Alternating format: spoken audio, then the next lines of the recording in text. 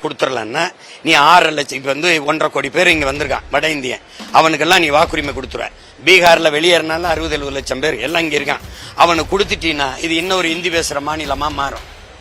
இப்ப எங்கள்ல 1.5 கோடி நாங்க கவுண்டர்கள் இருந்தா மொத்த கவுண்டனும் ஒன்னா இல்ல, நாங்க 2 கோடி படையாட்சி இருந்தா மொத்த படையாட்சியும் ஒன்னா இல்ல, 1.5 கோடி தேவர் முக்குளத்தூர் இருந்தா நாங்க ஒன்னா இல்ல. நல்லா கவனிங்க, அவன் ஒரே மொழியில ஒன்னா நின்றுவான், இந்தின்னு ஒன்னா நின்றுவான்.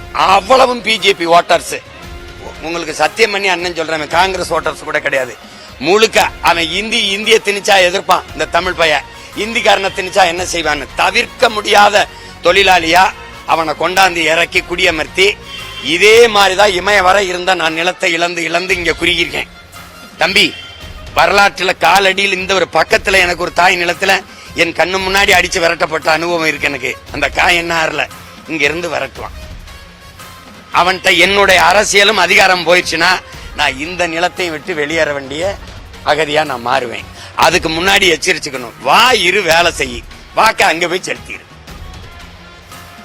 நீங்க சிறப்பு இந்த வாக்குரிமைன்னு கொடுத்து விட்டு அவனை போட்டு அவன் மொத்தமா போட்டு என்னைய தெருவில் போட்டுவான்.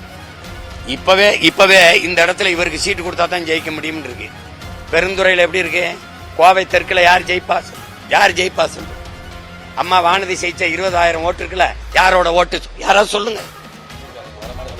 அப்போ எப்படி ஆகும்? என்னைய என் இன மக்கள் ஓட்டு போட்டு ஜெயிக்க வைக்கிறானோ இல்லையோ, இந்திக்காரன் ஜெயிக்க வச்சிருவான். ஏன்னு கேளு, அவன் அடிக்கிற அடியில எங்கால் திரண்டு எனக்கு போட்டு ஜெயிக்க வச்சிருவான்.